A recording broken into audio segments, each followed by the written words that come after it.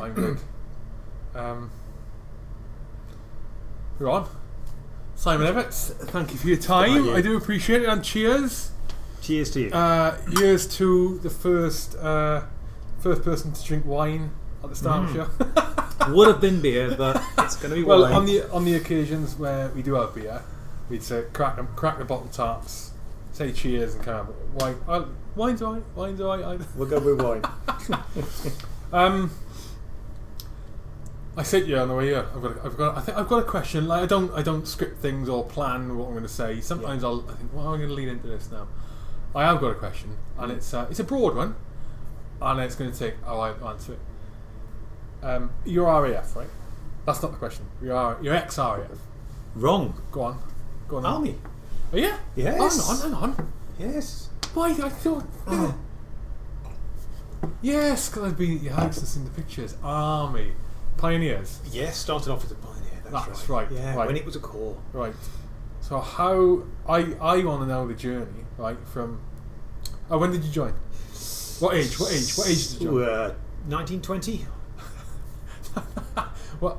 Oh no. Right, so you're answering the year then? No, age 19 or 20. I can't remember the exact months now. So here's what I want to know. I want to get you over this, if I can. Right. Is a 19, 20-year-old joins the Pioneers in the Army, and I'm now talking to a Space Operations Director for a commercial astronaut training centre who is a former member of the European Space Agency. How did that happen? What did you join as? I know, how did you join? Well done with it. What did you join? So you joined when you were 19, 20 years old. Yeah. Did you join as a ranker or your officer? I joined as an officer cadet, so straight into Sandhurst in 1985. How did I go from there to there? I think there is a link, Hugh. I think there's a continual stream that takes me from one to the other. So I'll go through that stream. Yeah. So I'm a young man, and like yourself, looking for something to do that's adventurous and interesting, and the Army is one of those things. So, like many of the viewers that will be listening to us, 1982 and the Falklands War, and my age, the age I was at, 16, 17, had an impact on me. I could see the guys out there tabbing and yomping and doing the business, and I'm thinking, well, you know what, that's an adventurous lifestyle. So that's what headed me in the direction of the Army, and the physical fitness side of the Army I found I was good at and I enjoyed. So as an officer, officers and NCOs, they've got soldiers to train, and the training element I found was enjoyable. But what I didn't have was detailed knowledge about exercise and health and fitness. So after a few years in the Army, I said to myself, sorry, what was your before the Army? What was your caterer? No, but fitness-wise, what were you doing before the Army? Nothing. No, I was a caterer. Okay. Yeah, I was working in hotels and bars and things. Really? Yeah. Wine waiters and serving in restaurants. So I wanted to learn more. So I actually initially left the Army after a short service commission with the intention of going back, and I'd been told I could go back after getting a degree in sports science. And the sport and exercise side of things I enjoyed in university, but it was in university that I then learned that exercise science is actually something that's important in the field of human spaceflight, and I'd never known that. So you joined up on a short service commission. Yeah. At 19, 20 years old. Yeah. So how long? I don't understand what that is. Explain that to me. So I can't remember now whether it was 3 or 4 years. It fluctuated a bit. So about 3.5 years after being commissioned, that short service commission either comes to an end and you leave, or you get an extension. You do a longer commission, and I left with the intention of going back. As you'll find out, I didn't go straight back. So I left and did a degree, and that degree. Did you have to leave? No, not at all. My choice. Okay. Because I wanted to learn, and as an officer, if you want to really know the ins and outs of physical training, it's difficult. Now, as another rank, you can become a PTI, and you've got some streams of avenues you can take. Yeah. But as an officer, I'd have ended up behind a desk or something like that. So I came out, did my degree, and during that degree I learned about spaceflight, and that was the thing that got me. Sports science degree. Sports science degree. How come spaceflight come into it? It's simply exercise, reading up on exercise and deconditioning, when you allow yourself to go, and learning that that's what happens in space. So it's just it cropped up in conversation, cropped up in your studies, and you became interested in it. Yeah, that's right. But your intention for getting out then was to go and learn, get your sports science degree to get back in, so that would put you onto a career path to do with physical activity. Wasn't entirely sure, but I wanted. What I did back in the army wasn't too important, but what I knew I would have was a grounding in exercise science that, whether I came out or stayed in, would be useful. Exercise science is good in the military. Exercise is good, and if I didn't stay in long and came out, it was useful. So it's a sensible sort of career progression type thing. But I didn't go back in. Well, I did, but I didn't go straight back in, because the more I looked into the space side of things, the field of human spaceflight, it's exciting, isn't it? It's exciting and adventurous and dangerous, but no one shoots at you. So it had a lot of what we got out of the military. But without some of the downsides. Space Force coming. Well, yes. No, that's an interesting one. We can chat about that, can't we, later on? So I actually, I chose not to go back in, but as you'll see, I did go back in. And you chose not to go back. I chose not at that time during my degree. Yeah. I finished during the degree. Yeah, I finished the degree and said, right, I'm not going back. Was it sponsored? Was it? No, it wasn't. There was talk about it, but no. And at the end of the degree, I decided I will go into the field of human spaceflight. In fact, what I decided was, why not become an astronaut? It's extremely difficult. It's ridiculously difficult, but I thought, let's give it a go. The pathway to becoming an astronaut, you're typically in those days. How old are you at this this point? So I would have been 26. Okay. Typically in those days, you're a military pilot type. I wasn't a pilot, of course, or you're a sciencey type. And I'd started doing a science degree, so I said, right, that's what I'll do. If I'm going to be an astronaut, have a crack at being selected to be an astronaut, I'll need the right qualifications and a PhD. I didn't want a PhD, never intended to have a PhD, but if that's what I needed, boom. So that's the path I started going down. Now the interesting thing is, my PhD I finished, and the postdoc, which is sort of the next step of a PhD, I did it in California in America, at the NASA Ames Research Center. I was very fortunate to better get down there and do some interesting work there. Center? The NASA Ames Research Center. Ames. It's the name of the place. Oh, okay. Yes, it's near San Francisco. Yeah. And there, in amongst NASA, the home of human spaceflight, if you like, in many ways. 1999. That's when I realised. Then, as a Brit, you would not become an astronaut. You could not become an astronaut unless you chose to become an American, for instance, as 3 or 4 or 5 individuals had done. And as it was then. That's right. As it was then. Yeah. So I realised actually my intention of becoming an astronaut was not going to happen. I didn't want to become an American. I didn't want my kids to grow up American. I love America, absolutely love it, great friends, but I'm a Brit. So I actually had a bit of an existential, critical moment. What do I do with my life? And stepped back into the military. I went back for a couple of years. It was at that time where I don't know whether it still goes on, there were a lot of gaps in the military, and ex-regulars could go back in on a contract for a period of time. So I went in on a contract for 2 years. Yeah. This is early noughties, 2000, 2001, something like that. Yeah, I remember that, because there's a massive wave, kind of like what's happening now. There's a massive wave of redundancies in the mid to late 90s, wasn't there? Lean look, I think it was called. Cutting everything. Yeah, and then they realised they got rid of too many people. She want the contract. Funny, when was that? 18 years ago? 20 years ago? More or less, it's happened now again. It's happened now again. Yeah. Right. Well, so those gaps needed filling, and I filled one of them. Yeah. I actually loved it. What were you doing? Worried at first. So then the Pioneers weren't existing as a corps or in the same way that they were when I left, and it was the RLC. Yeah. And the RLC had, and I presume still have, got a Pioneer regiment. I'm not sure actually. I'm not sure. When I left, when I left, we didn't have a Pioneer platoon. But when I joined up for the majority, for half my career, there was a platoon within 3 para, who was the pioneer platoon, assault pioneers platoon. But then as the Iraq conflict evolved into COIN operations, and Afghan kicked off into COIN ops, then sort of the assault pioneers weren't needed, because you had other units like the engineers, RLC, who had their own bits and bobs that could do what you needed, so that manpower just get put into the companies. But I don't remember a pioneer regiment. Because it was a tri-service unit when I first started. The reason I chose the pioneers coming into the army was I said, what's the most travelled unit you can think of? And I was told pioneers, they're everywhere. They're working for the Navy, for the Air Force, for the Army, all around the world. That's why I chose them. But things are very different now. So back into the RLC for a couple of years. Did you have to do Sandhurst again? No. It was straight in, really, after a bit of paperwork. And not far from here, Bicester. Down the road at Bicester.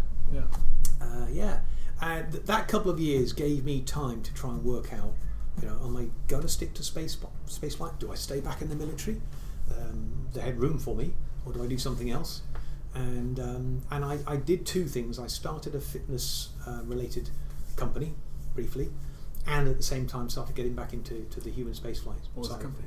What was it named? What did it do? Well, if you're thinking of an exercise program, if you're thinking of health and fitness, and you want to keep fit, get fit, lose weight, keep the weight off, the key thing is, it's not what exercise to do and what to eat and what not to do. We all know that. The key thing is, how do you not give up? How do you keep doing the right thing? And how do you stop and stay not doing the wrong thing? It's here. Mental fitness. So it's the cognitive, the mental side that I was focusing on. I spent a number of years really getting into the depths of habits and what causes them and how do you avoid them. That was what I was working on. At the same time, also dabbling with space. I had a few friends who were working in the space field. And it got to a point, really, where I've got these things I'm working in. The Fitness Breakthrough, which is the name of the company, was great, and I loved it. It was hard work, and I wasn't quite getting where I wanted to get. And there's this exciting field called spaceflight, and I thought, no, I won't go back to the military. I'd had my time there, and enjoyed that. So I'll crack on with the space side of things, and I got lucky. I was at a conference. I used to attend a lot of conferences and symposiums. It was when Virgin Galactic was starting to come on board and kick off, and they commissioned a study, and the company that did the study was called Futron, and the study was who will be commercial human spaceflight clients, customers. Who are the people who are going to be going into space who aren't government astronauts? And on average, this study was saying it'll be typically, on average, mid-50-year-old male, mostly at the beginning, businessman type, because it's going to be expensive, of average health for that, type of person, and so that's fine, of average health. And in this conference, I repeatedly stood up and said, "Hang on a minute, your average health of a 50-year-old, 55-year-old businessman is not good. So saying on average health does not mean that there's going to be no problems with these people going into space." It's one of the. Is that down to not the naivety of that project, the Virgin Galactic thing, but not the naivety of what the health requirements of not being in space but launching, which is the main issue, is launching, isn't it? But is it down to him trying to appeal to the market to gain traction and investment? It is. It's the business side, isn't it? And it wasn't, because the other people doing the same thing now, like Musk. Yes. And it wasn't Virgin Galactic that were saying these things. It was the company that they'd commissioned. They were saying, look, this is fine. You'll be fine. Look at these guys. Yes, it's you've got the business world, haven't you? The business world are trying to do certain things. But by my standing up and pointing these issues and flaws out at this conference, I caught the notice of a chap who's since become a senior executive in the company that I subsequently worked for, called Wiley. And this guy came to see me afterwards. Hi, Bern, if you're there, and said there's a gap in the European Astronaut Centre over in Cologne for a person who would fit the middle ground between physicians, doctors, clinical physicians, and life scientists, who would act as a bridge between those two fields. and they're looking. This is the medical operations team at the European Astronaut Centre. Mm-hmm. They were looking for this person to be part of MedOps, who are mostly physicians and nurses and the like, to be part of MedOps, but to be able to talk to the space life science world. And we think you might be good for that job. So went for it. Was lucky, got it. What do you mean talk to the space life science world? It's odd. You would think that space medicine, so your docs, and space life science, so people involved in, say, the biology of going to and being in space, you'd think that'd be all one big happy family and one big sphere and all work together. It's actually two separate things, and there's a reason for that. For astronauts, their data, it's a little bit like pilots. Pilots don't necessarily want their physical information everywhere, because you could take a look at someone's health and go, hang on a minute, that's a bit not so good for a pilot. Maybe we should ground him or her. And it's the same with astronauts. They want their data to be, okay, my doc knows that data, but that stays there. No one else needs to know that data, and for sensible reasons. And it's also, like all of us, we have our physical medical data. We don't want the world to know our ins and outs. So the medical operations teams, the docs, tended to keep themselves to themselves for that reason, understandably. But it did get to a point over many years, and it's all over the world, same over NASA and Russia. But it did get to the point after a number of years where it became a problem. These two communities not talking to each other. From an R&D perspective. From a strategic and R&D perspective. So the researchers, so if they know that astronauts have got these specific problems, they can try and come up with solutions. Yeah. But if they don't know those problems exist, how do you know what solution to come up with? It's much better now, much better, and that was part of my job, to try and make that cross that, make that bridge. And NASA did a great job in bringing things together.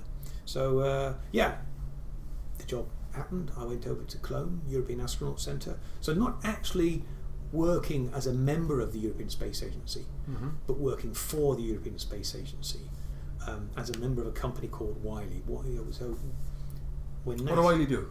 Wiley are NASA's primary space medicine, space life science service provider.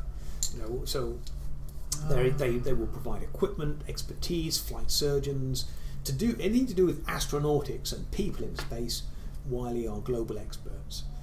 So I was very, very proud indeed to be a part of that team, and that's really what then brought me into the world of human spaceflight. After 10 years of being a Wiley guy at the European Astronaut Centre, and being a part of human spaceflight operations, the centre there has the astronauts for Europe. That's where they live. They're trained.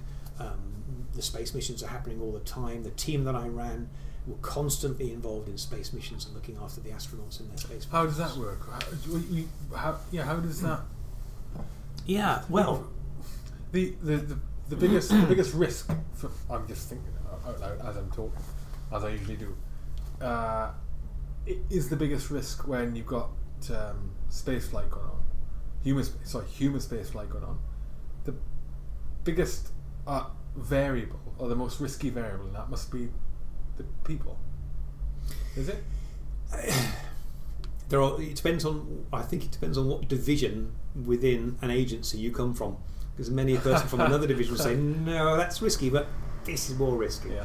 It is. It's in that chain, that long chain with all those links that is a space program. The human element is the soft element, isn't it? But it's very much an unknown quantity, isn't it? I suppose it's become quite known now, because now we've done quite a few years of what we call long duration space missions. These are 6-month missions ish. 6 months is regarded as long duration. That's the typical long duration mission nowadays, and we've done quite a few. And so nowadays we really do have an understanding of where the risks are and what the issues are. So the team that I ran particularly looked after the fitness of the astronauts before they went to space, when they were there, and when they came back. And it's there aren't many big risks, because things are controlled so well now. The risks will get greater again when we start pushing the boundaries again. You're talking about physical, right? I'm talking about physical, mental. We have psychologists on board. So, to be more specific, when I'm talking about the mental side of things, I think very much an unknown quantity, because in training and evaluation and analysis, there's only, I would suggest, there's only so far you can test a person to sort of the impact of stress, the impacts of isolation, working in a very small team, understanding or trying to understand how a person will cope with the realisation that they are how many miles above the Earth in the ISS? 400 kilometres. That they are 400 kilometres above the Earth in the ISS, and that if something goes wrong, there's no, fire brigade. I'm putting it in not layman terms, really simplifying it. But that is, I can imagine that there must be some astronauts who go up there that are fully trained, with mentally tough as they come. But that sort of that realisation that there's no cavalry. There's no cavalry. So when I was talking about that unknown quantity, I was referring to sort of mental resilience. Well, you know what? I think. Has anyone ever flipped out? Do you know of anyone ever flipping out? Because it wouldn't get reported, would it? My understanding is that has happened once, and this was on Mir. Right. And it was flipped out, so maybe a bit extreme, but it was a cognitive mental issue that led to one of the cosmonauts at that time being returned early. That's my understanding. But that could be something as small as it could just be never it could be something as small as I don't know, like a period of days where their sleep pattern becomes abnormal and their anxiety or their stress levels become the sensors they have on the body, the monitoring of the body indicates like stress levels a bit higher. To me, if I was you and I was monitoring that, not that I am you, if I was monitoring an astronaut in space and there was those little but prolonged, and I would go. But astronauts, we space. Don't monitor their physiology in space. Really? Not all the time. No. When they go out and do certain things like an EVA, then there'll be a degree of monitoring. But their general activity all through the day, no.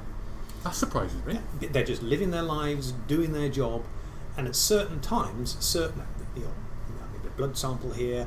There'll be a chat with the psychologist. I think it's once a month. I can't remember now how often it is. But on the whole, because they don't want it, and there's no need for it actually, because actually all what you're talking about and sort of concerned about, Hugh, is dealt with during astronaut selection. The selection process is so refined, it's very impressive, and there's a huge emphasis on the medical health, the physical health of those people that may or may not be chosen, and the cognitive, the mental capabilities and health. And I would probably say that the largest single field where the most focus is put during selection is on that side of things. And what you get out at the end of selection is you get people who are so calm, so able to cope with stress. Tim Peake's a great example. I was about to say, I've heard. Was it conversation with you previously, or was it someone else? No, it was someone else. Might be with John actually. That Tim Peake is regarded as one of the most reliable and capable astronauts across the board today across the board, because of his mental, because of, I don't know, I think it's because of his attitude, the way he deals with stress, the way that his demeanour, his personality, the way he deals with other astronauts and cosmonauts. And he's a star. He's a star. He's great in just about every way you can think. What makes him different? Well, that's not to take it away from any of the other. No, astronauts. They're all good. There's no two ways about it. You and I would not stand up to the single one of them, but they're all good. Why? How is he? He's one of the better astronauts that there are out there. Is this common knowledge among the community? I don't know. It's certainly my understanding. Okay, so one of the things is that if you've got a test pilot, that test pilot is almost certainly going to remain calmer under stressful circumstances than almost anyone else. Luca Parmitano is a good example. Go on. Why? Sorry, test pilot. A test pilot. A pilot. He was a test pilot. He is a test pilot. Helicopter test pilot. Yeah. Oh God, I wouldn't want to do that. I would not want to do that. So, well, So that, if you can do Helicopter that as goes a wrong. routine job, There's no gliding down the helicopter. and Apache as well, then you're going to keep calm on the surface. I didn't know that. Yeah. Okay. So Army Air Corps. Luca Palmitano is a good example. So Luca's Sicilian. He's one of the 6 new astronauts, of which Tim was one of them. Yeah. Luca's another. Great guy, lovely guy. Test pilot, fixed wing, I think. He was the guy that nearly drowned in his spacesuit. Do you remember a few years back? Vaguely remember it. Remind me. So you've got an EVA, 2 astronauts going out. You've got the lead astronaut who's EVA being an extravehicular activity. Correct. Sorry, spacewalk. Spacewalk, yeah. Spacewalk. You've got the lead, and you've got the second guy, and Lucas, the second guy. He's the novice. He's the rookie. But he goes out, and as he's going out, he's saying to the guys back at in Houston, "Hey Houston, I'm feeling a bit of wetness in my suit, in my helmet. Might be perspiration. The wetness gets more and more and more. They start talking about, well, they've got a bottle in there they can suck from. Oh, okay. Is your bottle leaking? Well, it wasn't that. To cut the long story short, it was the suit itself. There's a liquid cooling garment in there, so there's a lot of fluid in the suit. And that what's the fluid? I think it's principally water. There might be a few chemicals in there, but it's principally water. There's fluid that was escaping into his suit and forming a big blob that was coming down over his head. There's no gravity.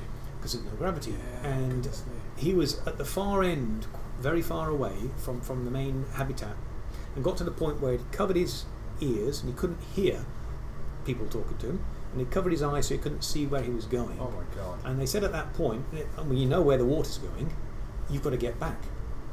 And at that point, every 90 minutes, the sun goes. The sun went, not that he could see anyway.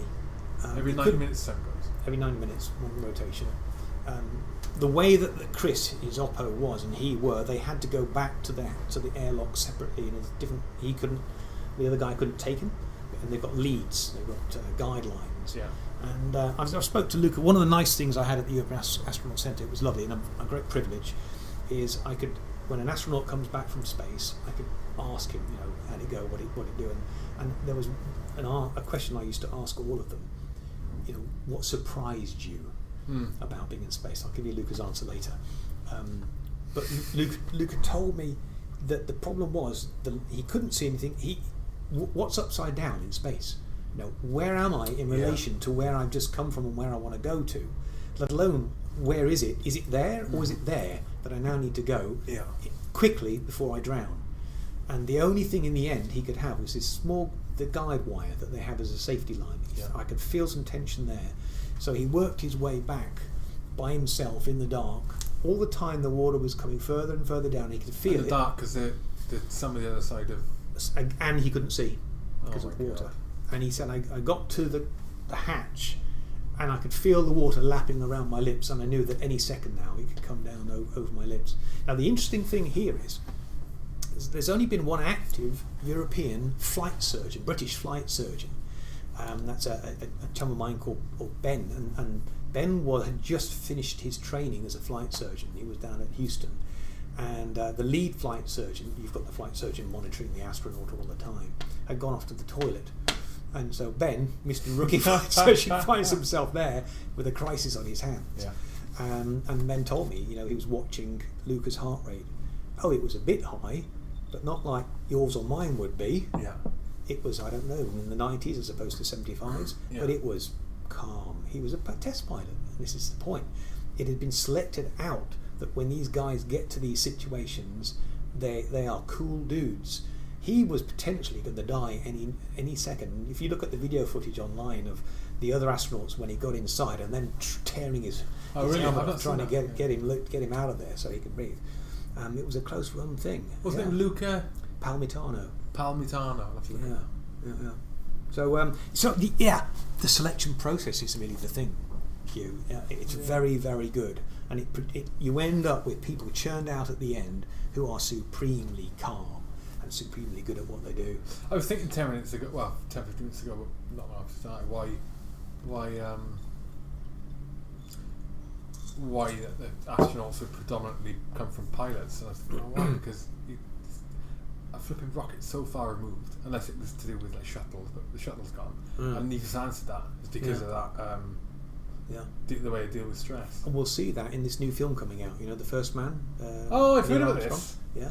If you look at some of the things that Neil Armstrong went through in those early Apollo, Gemini, and Mercury times, you'll see, oh, cool, dude. How the hell do you stay calm in that situation and that situation? And that's why they chose him for that big mission, the big one. No matter what was going to get thrown at him. Yeah. Right. Yeah. They were all a bit different, weren't they? I like to chuckle myself with watching videos from people who think the moon landings were faked or flat earthers and that.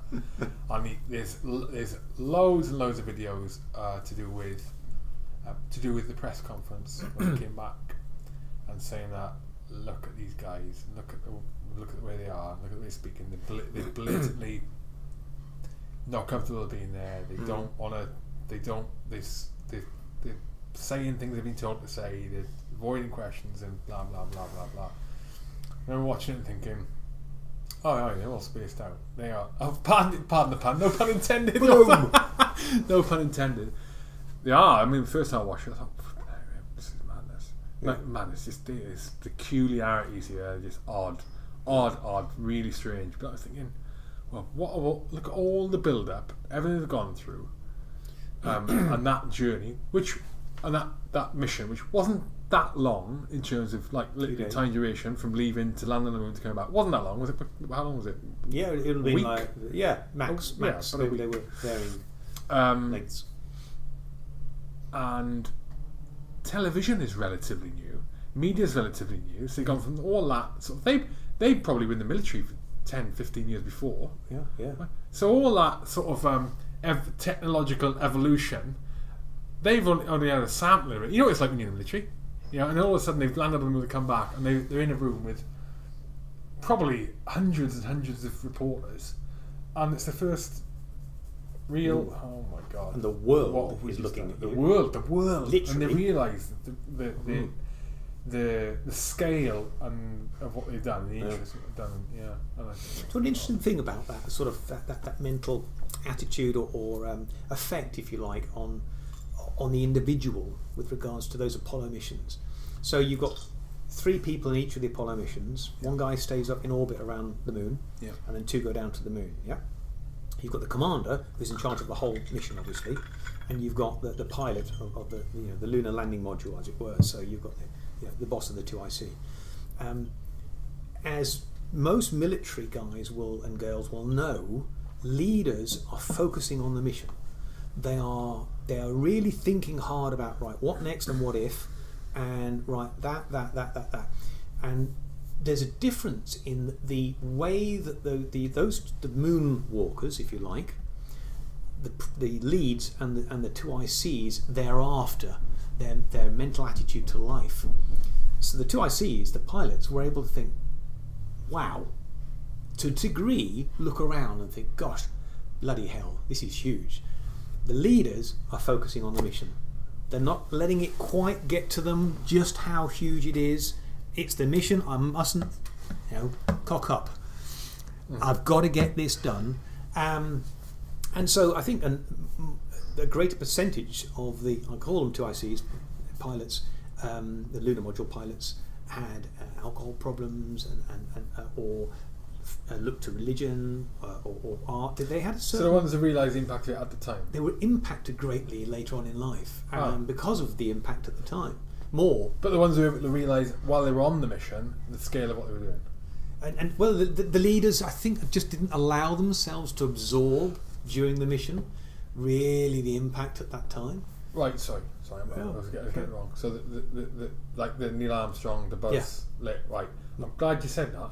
Because it's made me smile at us, because I've said almost exactly the same thing a couple of times on this, and I've said it a number of times I've said it in recent things where people say, how did you cope with this, that, the other, to do with my military experience. Yeah. And I've said I've never thought about that like that with the moon landings. I've never thought about that before, but now I've seen it.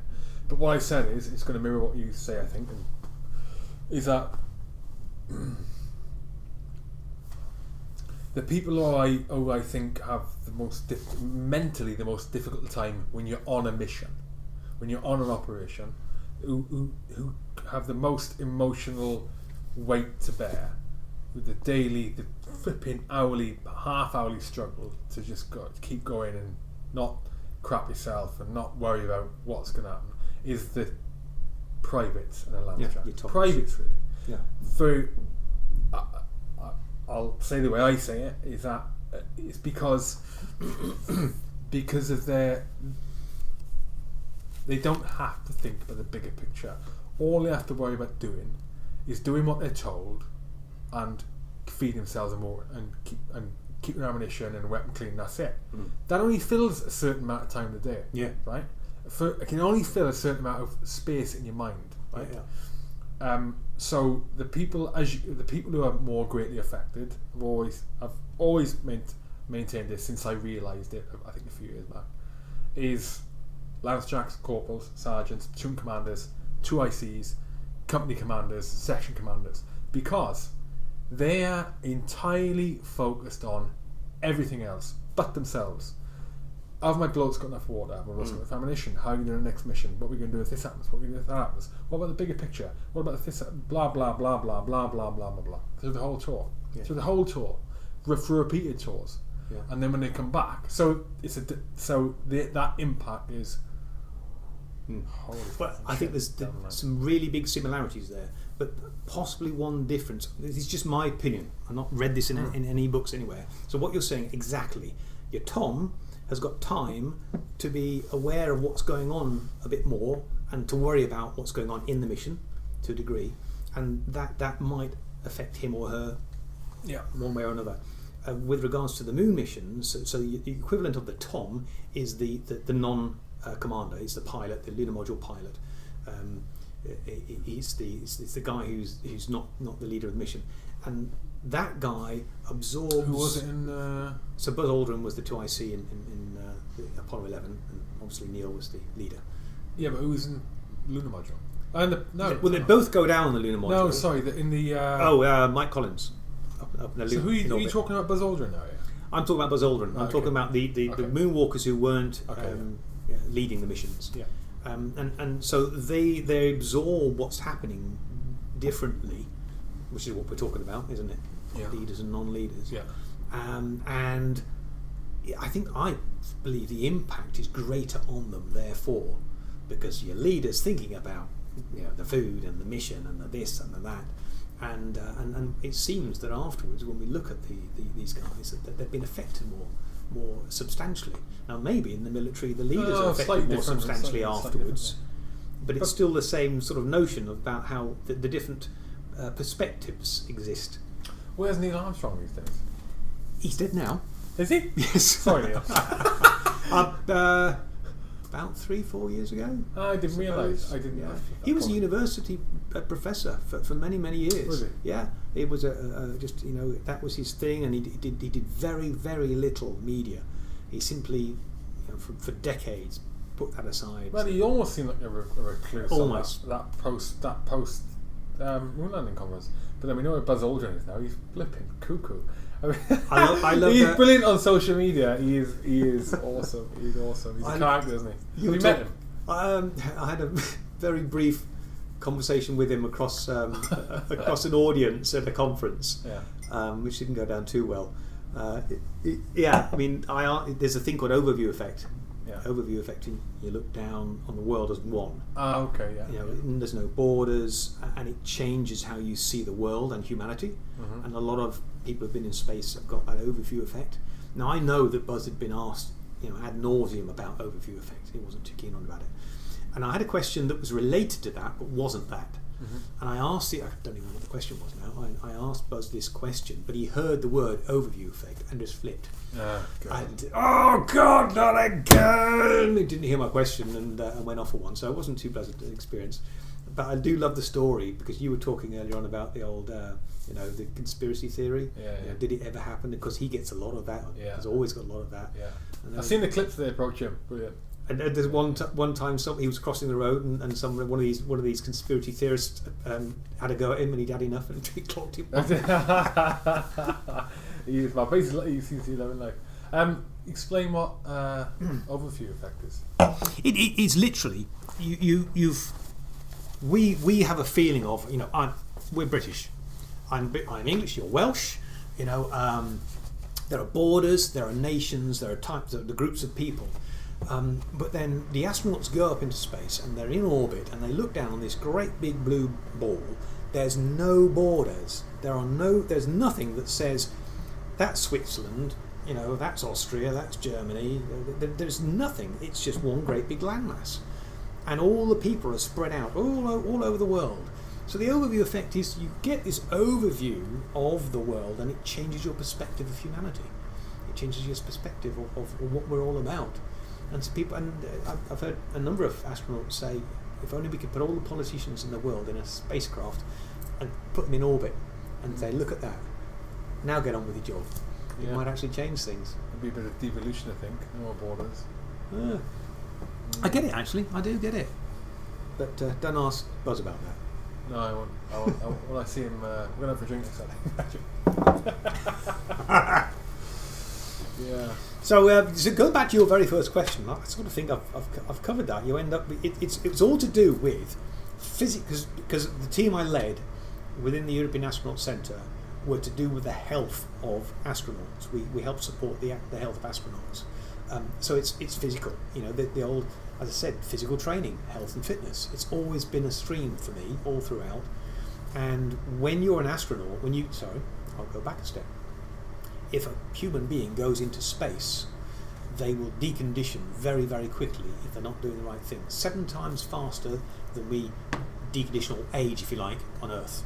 So you age quickly in space. And so you need to be able to do the right health and fitness to be able to be in space and to come back and be strong and fit. Yeah. So that's been the theme that led me from pioneer to human spaceflight. Your bones become denser as well, don't they? Less dense, sorry. Yeah. Less dense, sorry. That's right. Bones become less dense. Yeah, age quicker. Muscles will atrophy, they'll wither. But can you prevent the bones issue by diet and exercise alone, or will it happen to some extent anyway, regardless? We don't know at the moment whether we can fully prevent it. Possibly, I suspect possibly we can. Can you reverse it? It must be. So when they come back, when the astronauts return, can we get the density back? Okay, so I've got this lovely. I lecture down at King's College London once a year. I do a space module, and I've got this lovely graph that I show the students of, I don't know how many astronauts it is, 20, 30 astronauts who've had their bone density and their certain parts of their body measured. Right.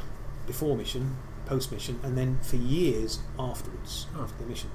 And it's and in this area here, the pelvis, the upper thighs, the lower spine, that area is really affected more than many other areas, most of the other areas. And I've got an image which shows you the bone density data for these astronauts from the top of their thigh bone.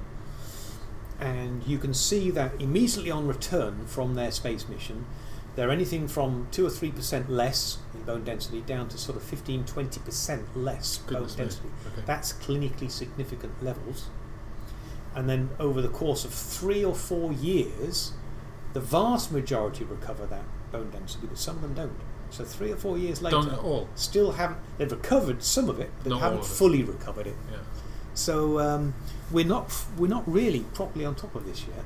I think we will do, but we're still trying to understand exactly what exercise is needed and exactly what dietary nutrition and supplements are needed in order to, one, prevent it happening, and if we can't prevent it, then to at least have it fully recover for everybody quickly. And we've got some ways to go. I mean, the importance of recovering the bone density is just to prevent breaks and risk of injury and the generation of blood, correct? Blood's a point. Brings me to another nice little story, actually. Bone breaks and those sort of injuries, musculoskeletal injuries. So, Blue Abyss, we've got this wonderful consultant called Walter Koeniger, Professor Koeniger, Professor Moon, who you will know about. Professor Moon, is it? Moon, yeah. Moon, yeah. So Walter led the research that NASA needed in order to know how are we going to have people explore the moon. Will they walk normally? How much oxygen will they need? It's back in the 60s, right? It's way back in the 50s and 60s, yeah. Yeah. If you're carrying X number of kilograms of rocks, how much oxygen are you using? How much CO2 are you using that's got to be scrubbed? Yeah. How fast can they move? Therefore, how far can they go on what they've got? All these equations, these formulae need to be worked out. They needed to understand that before you put your astronauts on the moon. And that's what Walter did. He led that research. Beautiful research. And one of the things that he did was he showed that if you're doing something like a drilling activity, you know, it's drilling is fairly innocuous, especially if it's a big old hand drill. It's no big problem. But if that drill stops and you're 1/6 G, you've not got much purchase on the ground. Yeah. The drill stops, the astronaut goes round. It's very simple. And he said that's what you've got to watch for, and it's exactly what happened. You can see the video clips even now online. Go on. But so you think, okay, but you're 1/6 G. It's not very heavy, is it? You're not going to hurt yourself. But the mass is the same. So you've got a 100-kilogram man, for instance, wearing 150 kilograms worth of kit.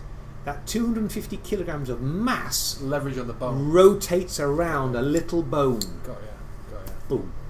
So the risk of injury for those sorts of activities, falling, it's only 1/3 weight. The mass is still there.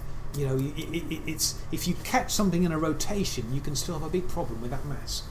And so because it'll move at a faster rate, won't it? Because the mass will move faster, correct? Well, no, it won't move faster, but the mass has still got to go somewhere. It's still massive. Right. Okay. But whatever momentum's there that mass has got, it's going to have an effect.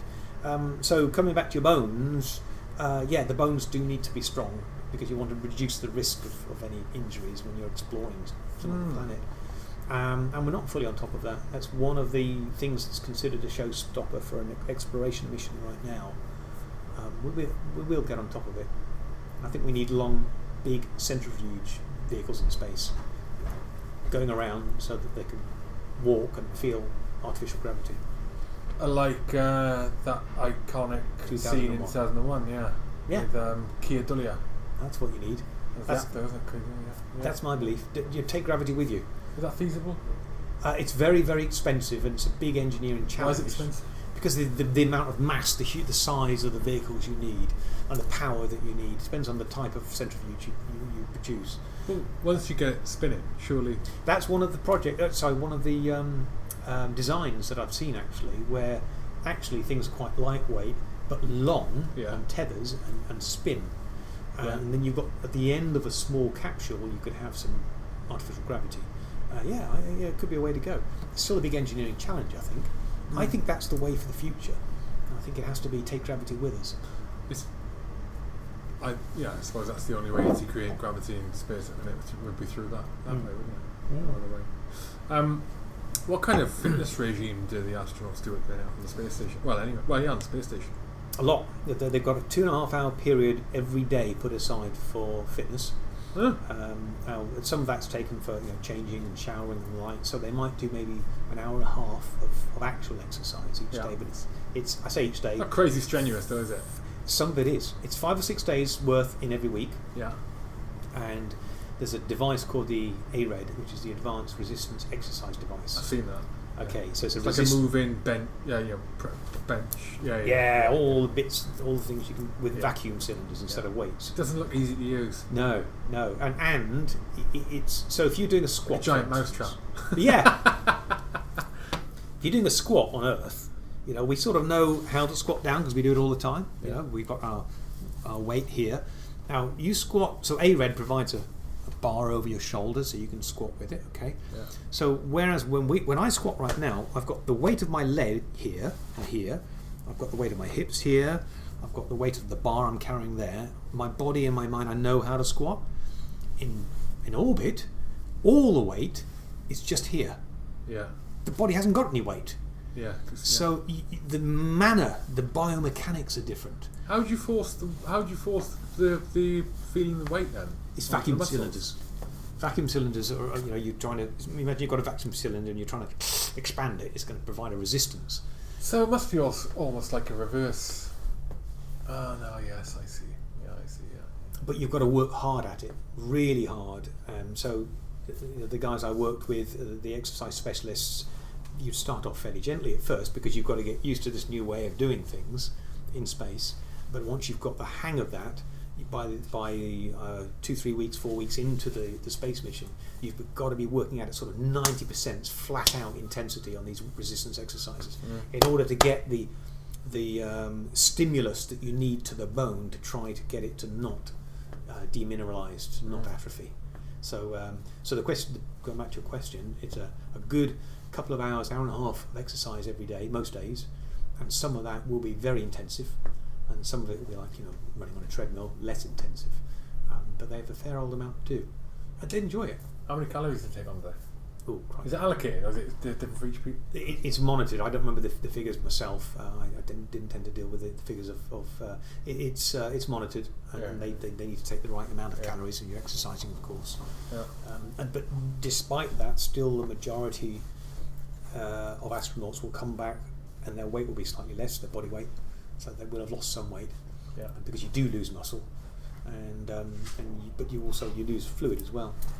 You end up a little bit what I call, in the physiological world, you call hypovolemic. The body's got less fluid in it than it would normally have. Yeah. How when they come back from a mission, do they, like when you come back from a tour, you go to you have a period of leave, an extended, you have decompression from Africa and stuff like that. Yeah. How does it work for astronauts when they come back? Do they have to go in? Do they have time? Do you have to have a specific period of time, back with ESA or NASA or Roscosmos or to go through studies, or can they go straight home, or how does that work? Well, they've got a rehabilitation period when they get back, because their body needs to get back to being strong again. I mean, you can't have an astronaut jumping in a car and driving within those first few days, because their neuromotor control's gone. It's not like it was before. So you've got a fairly intensive... You see them walking quite soon after, though. Yeah, but they won't walk in the same way. One of the astronauts, our only life science astronaut in the European Astronaut Corps, Andrei Kuipers, has got a lovely story when he's been on several missions. Those first few days when he comes back, if I'm going to walk around a corner, I will walk around the corner. But he found himself walking around corners like that. So the manner in which they move is different. Why is that? Because their neuromotor control, their balance is all affected, and so you're unsteady. Right, yeah. I was lucky. So when I was at NASA Ames doing my postdoc, I mentioned to you there in California, I was lucky to be able to sit down and listen to an astronaut who literally just a couple of days beforehand come back from space and give a talk. And so we had the rows of seats going down the auditorium, and there's a gap in the middle, where someone can walk. And he walked from the back of the auditorium to the podium, and all the way there he had a hand on the seats either side as he walked down, because he was unsteady on his feet. Yeah. So you have an intensive... Oh, they haven't walked for months, have they? They haven't walked for months, have they? 6 months. They haven't walked for months. 6 months. They've not walked. Flat out, full stop, not walked. They will have done some running on the treadmill by being pulled down onto the treadmill. Yeah, it's different, isn't it? But it's different. Even the running is different. Of course. And everything in your body is, if you don't use it, you lose it. Even your ability to control your limbs is affected. You don't use it, you lose it. And so there's a period of rehabilitation they have to go through when they get back. And there's a standard 30 to 45 day period, fairly intensive rehabilitation. And during that period, usually after about 7-10 days, they'll be able to drive cars again, but they're still going to have their rehab. But then they also have, it's a space mission, the press, the media, come and talk to these people, cut that ribbon here, and they all get it. So in actual fact, for about 12 to 18 months post-mission, that's still a part of the mission. They have an 18-month period before mission, preparing and getting prepped for it, then the mission, and then there's an 18-month period afterwards. So a space mission is a good 3 years for an astronaut, a 6-month mission for an astronaut. Yeah, we see Tim everywhere, don't you? Yeah, and especially if you're, Tim, so Helen went to space years ago, Helen Sharman, but right now the only British active astronaut in Europe is Tim, and there are some American British astronauts, of course, at NASA, and so he gets called for all sorts of stuff, even now. all this time later. Yeah, busy. On the space station, how do they deal with the lack of exposure to sunlight? There's ultraviolet. There is they have vitamin D supplements. The lights are made in such a way that it does help them. Having said that, we are very aware that people in space, when they've gone through their space missions, they have vitamin D detriments. But then, pretty much the whole of modern society does not have the vitamin D levels that we should have. We are not in a good shape. So astronauts, like everyone else, could be better on that front. Yeah, that's a good point. But they get a good strong supplement. I suppose it's just like another winter, isn't it? 6 months. Yeah. Do supplements and supplements enough to compensate for it? I don't think. In general, I'm talking about just in general for people. I don't know, actually, not being a nutritionist per se. Well, because you'd obviously have, there's obviously the lack of exposure to sunlight. There's obviously the impact it has, on, the emotional impact it has, as moods, and I mean, there's trying to think of the studies or the reports, and you get the higher rates of depression and suicide in generally high in countries or areas of the world that experience less sunlight throughout the year than others. Like parts of Alaska. SADS. That's it. Something adaptation seasonal syndrome. Adaptation deficit or disorder syndrome. Yeah, probably right there somewhere. Well, here's an interesting anecdote. So one of the analogues, one of the sort of simulations used for space missions is overwintering in Antarctica. And there's a base down there that's used a lot by the European Space Agency. Right. So one of the recent, and there's always a dock down there when they have these overwinters, and one of the recent docks down there was a Brit called Beth, and I think it was Beth, it might have been someone else, but I think it was Beth telling me that so you've got a number of subjects there doing subjects for the experiments. You've got a number of individuals there who are scientists doing the experiments. So you've got this group of, I don't know what it is, 10, 12, 15 people, and it's all white, of course, and they are there over winter. No one can get to them, they cannot get out, so it's like a space mission. It's isolation. And she was saying, so one of the experiments was growing some greenery, looking at how you grow under extreme circumstances in a little greenhouse thing. You could sort of wipe away the ice and see the plants inside. Like the Martian. Yeah. But that's what most of them did. They would every now and then just go and look at the green. Just look at the green. Something different. It's home. It's. Yeah. I think it's something intrinsic in us. When I came back from to keep them healthy mentally. Yeah, absolutely. When I came back from Iraq, now you get green in Iraq. I think it was Iraq. Or was it Afghan? One of the two, anyway. Somewhere I'd been, and I'd been very little exposure to green, like greenery, trees, or I think it was. Yeah, very little exposure to it. I remember I get off the plane at Brighton, jump in the coach, and I in the coach I just sat staring out the window, and that was I remember it. I specifically remember it thinking, oh my god, it's amazing. And it was the green, it was the trees, it was the grass. It was amazing. I've been missing for the last 6 months. You don't realise, it's amazing. I believe it's the case that it has a mentally important positive effect on us. That's what they were doing. So going back to what was your point now? It was to do with a seasonal affective disorder, wasn't it? And light and all that. There's certain things I think that we need to keep us happy mentally. Little minor changes that you don't realise. Like for example, like going on a tangent. Something I learned years ago. I read it somewhere, and is taste. The palate, you get more stimulus from a change in texture of the food you're eating than a change in taste. Really? So yes, apparently so. And I don't know maybe if I played it, remember, I inclined to agree with that. But I read it. Yeah. So a change in texture is better than a change in taste. So I'm trying to think of an example. Your taste changes in space, you know. Your taste changes in space. Why is that? It's probably because of the movement of fluids and blood to the upper body. Take away gravity. Right now we've got a lot of blood in our lower body because of gravity. Take that away and it moves up, the fluids move up. You end up with a congested face and your nose is a bit congested, it's like hanging upside down. So your tongue becomes a bit engorged and the blood vessels. So I think that affects your taste. But certainly their taste does change. Does your cognitive ability improve because you've got the body's not have to force the blood up to the brain? There's no gravity. It's sort of a general. Your blood's evenly distributed. Your heart must relax. Your heart must chill out for 6 months. It's a bit more complex than you'd think. There's a thing called. I didn't think it was complex. There is actually. There's a thing called. I think they call it space fog or something like that. The astronauts. I didn't think it was. I should say I didn't think it was simple. Sorry. No, right. Well, I was. You're right and you're wrong.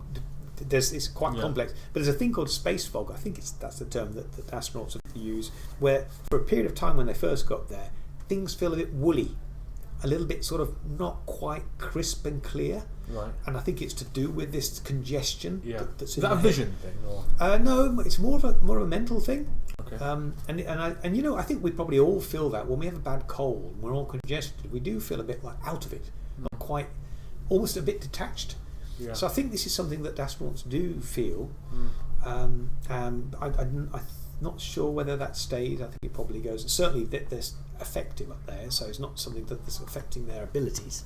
Yeah. But it's just more like a feeling. And then on the taste side, it's they want stronger, sharper, spicier tastes and foods. Oh, really? That's what they want. That's what they need when they're up there. And so they have a lot of sauces and the like. Do their tasks in the first couple of days when they're up there, or first sort of the early period of time, maybe the hours, or while they're acclimatising, are the tasks deliberately kept simpler? So the intensity of tasks and what they're required to do, research, right? Because I'm imagining the majority of the time they're up there, they're not doing fitness, right? And I'm guessing it's allocated rest time in the day. They've got their night time, sleep, they must get that. And then outside of that, they're doing their job, which is predominantly medical research at the minute, would it be? Well, it's science, not necessarily medical, but it's all sorts of different science that they're doing, lots of research, lots of experiments, and maintaining this super complex beast that they're living in. So, which is called housekeeping. It's not quite doing the hoovering, but it's keeping it all going. How is the research split between the different nations? Is it split between different nations? Yes. An astronaut will have his or her science complement, which is established before they go up to mission, on their mission. You know, what research are you going to do? Let's say there's 50 experiments that various researchers would like an astronaut to do. The astronaut is exposed beforehand to all of the details of those experiments, and he can decide to do an experiment or not. So he signs up to an experiment or not. It's down to the astronaut. The astronaut, yeah. Really? Like any experiment, any subject has the choice to do it or not. And it's very rare that they would say no, but they're absolutely at liberty to do so. So between what is proposed and what they choose, you end up with, and I don't know what it might be, 50, 60 experiments that that astronaut will do over the course of their space mission. Yeah. And the majority of their working day, let's say it's a 7-hour working day, it might be 4 hours on science, 5 hours on science. Someone having a shower? 2 seconds.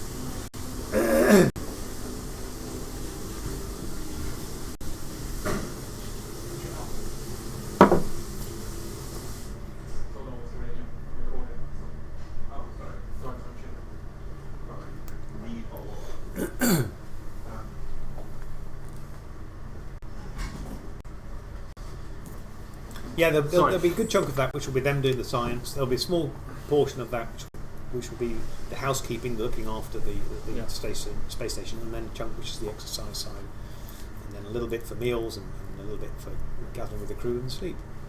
Do they have weekends off? They have the Saturday and Sunday, and they're off. The Saturday. They have a Saturday and Sunday. There is a Saturday and a Sunday. They tend to have the Sunday off. It tends to be that they do a thing called Saturday Science on some or all of Saturday. It's optional.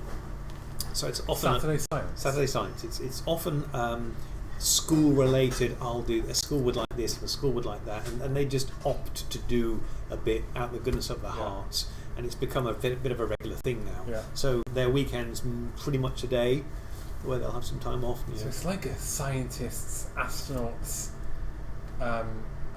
religious day. Science Saturday. Instead of Sunday, what's it called Saturday when you're a kid and you used to have to go to Sunday school? Yeah. Sunday school, I remember that. Yeah. Saturday Science Saturday. I'm gonna have that. Science Saturday. That's it. Don't have Sunday school. I like that. Have I finished the question yet? Your first question. I think we've got there now, haven't I? I can't remember. I can't remember what it was, mate. I wasn't expecting this so long.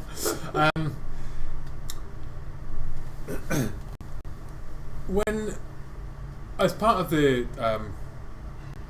mental assessments and tests and that for the astronaut selection criteria, does religion play a part? I don't think so. It's never been. So I've never been directly involved, but Wiley is very involved as a company, and I've been at the European Astronaut Centre for 10 years. So I've never come across someone mentioning religion in any aspect of the selection. So I would imagine no. I would imagine you are what you are, and that's fine, and you crack on. I wonder how many astronauts, cosmonauts, takenauts' views have changed. As a result of what going up and coming back. Yeah, I think quite a few. Yeah, there's a number of the Apollo, the moonwalkers, got religion post. I've always been. I've always considered myself an atheist. Not always, until I was able to realise, sort of decide myself. And the Big Bang theory, and it's not a god. Great program. It was this. It's not a god. It's this or that. But I can't decide. Because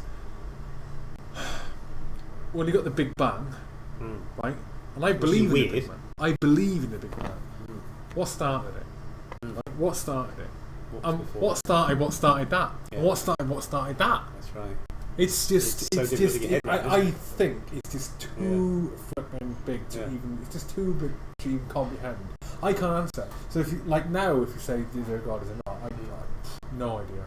Well, I can't. I don't know either way. I'm not gonna commit myself to either one. It's strange. It's only literally last sort of year. I thought, Well, my brother, my elder brother, he's very religious. He was a pastor for a while.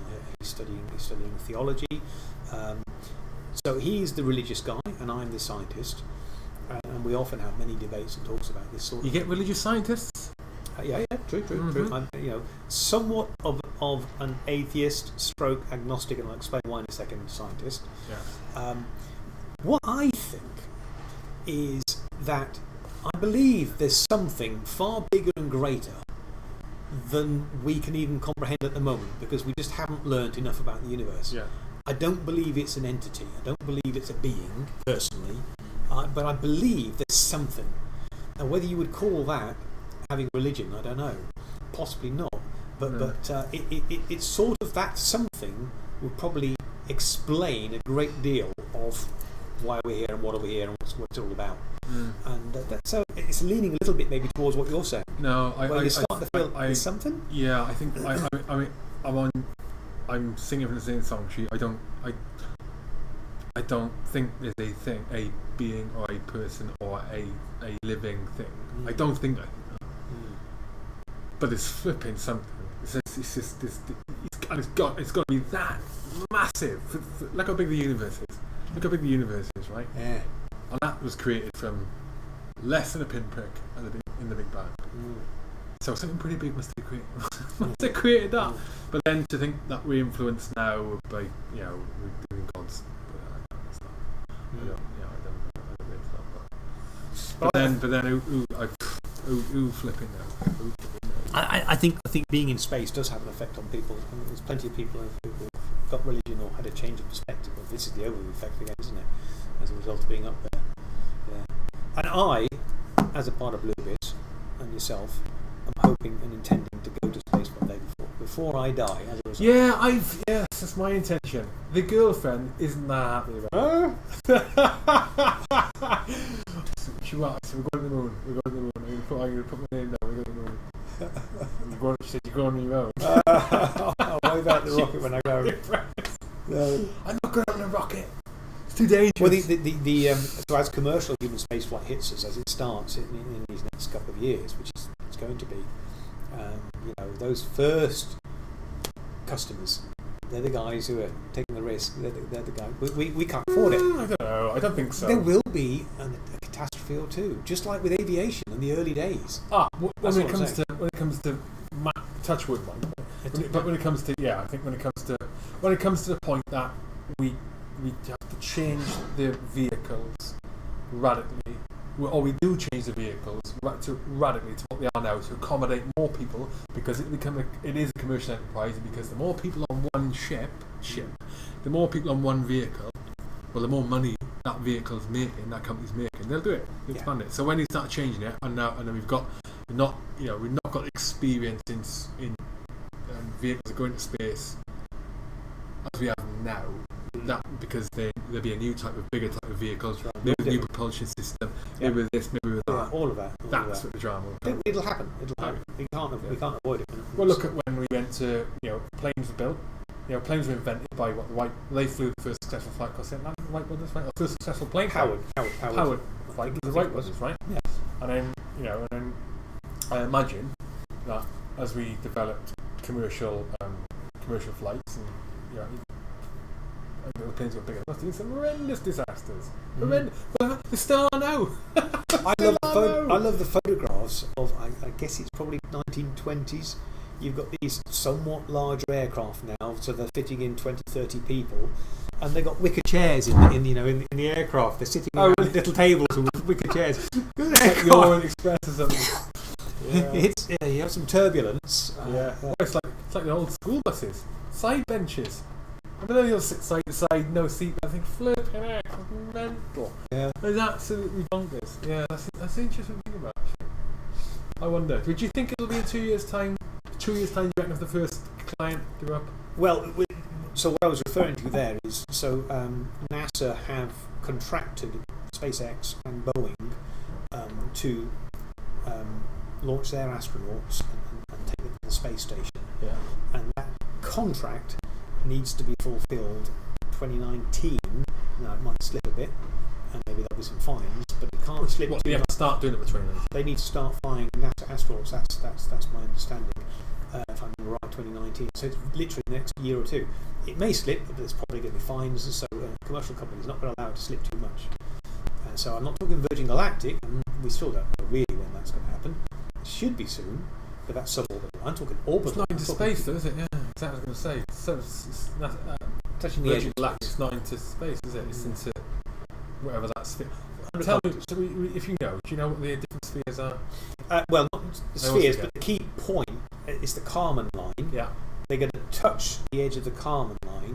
The Kármán line is where if you've got a vehicle, an aircraft, if you like, and it's above the Kármán line, aerodynamics don't work. You can't fly the vehicle because the air density is so because of the atmosphere. Yes, the density of light. Yeah. So it has to be a space rocket, if you like. It has to be a space vehicle.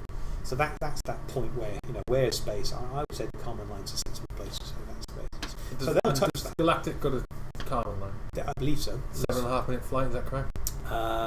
With about 4 minutes of weightlessness. No, it's several hours. The overall flight, the overall mission. Get up there and back down again. There may be some profiles talking about 6 or 7 minutes of weightlessness. Yeah. But last I heard, it was 4 or 5. But in that region, it's a number of minutes of weightlessness over the course of a couple of hours mission. Yeah. But I'm excited by the fact that we're going to have commercial companies, SpaceX and Boeing first, there are others coming along, that are going to fly people, paying passengers, into orbit. That's a huge thing. That's a massive breakthrough, that is. And put them in space proper. So in many respects, it's a landmark. Yeah, it is exciting, but it's I think it comes back to what you and I know, or what John touched on before. I don't want this to be like a salesy commercial thing, because we're investing in Blue Abyss and a professional, emotional investment. Yes. I love the company. Couldn't think of working anywhere else. But it's the.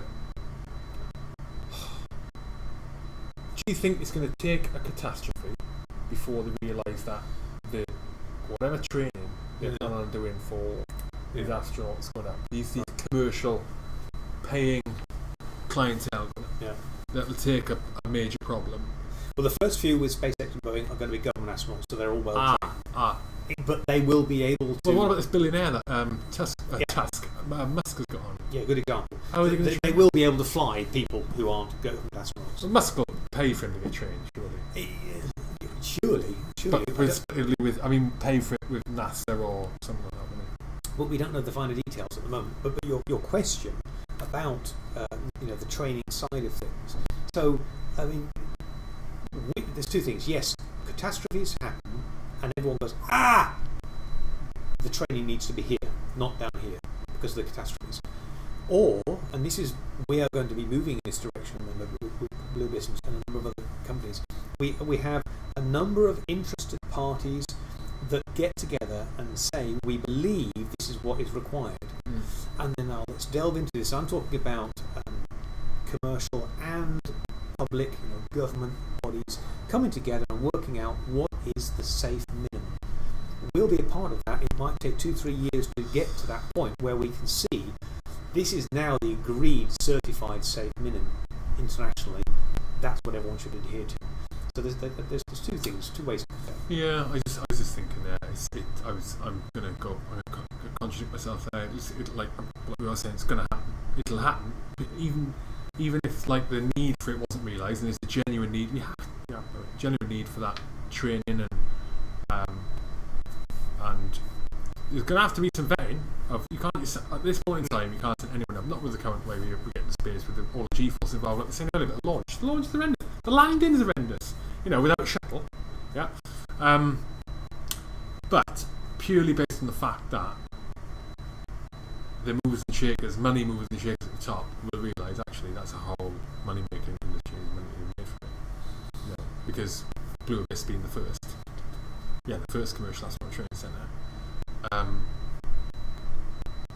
We're proving it. We're proving it. So, even with just what's been achieved now, being proven, I think it will come on. But I'm just sceptical as to whether Musk can get that guy up as quick as he says. Yeah, well, let's see. I hope he does. Yeah, it'd be nice. I'd like to see it happen, and I'd like for us to be in help with the training. But if not, whoever does the training, it'd be nice to see it happen. Yeah. Within the next few years. Within the next few years, as opposed to always being rolled back and back and back, which would be a shame. Yeah. Right, gonna have to wrap this up. Oh, my bladder's gonna pop. An old man bladder. Anything you want to mention? Anything you want to plug? Which is, shameless plugs now. What my shameless plug is, I want to plug my dear family, my wife and kids, and all my immediate family, because you've been there for the last few years. I'm here. We've had a number of years of really working hard to try and get what we're trying to do, and I've gone back to Blue Abyss again. I apologise for that off the ground. So I want to thank them for being there all through. But otherwise, I've enjoyed this last hour and whatever it is. Hour and 15, hour and 20. Yeah, lovely. Mate, it's been an absolute pleasure. Thank you very much, Simon. Do that again, buddy. Yeah. Oh my God, I'm gonna pop.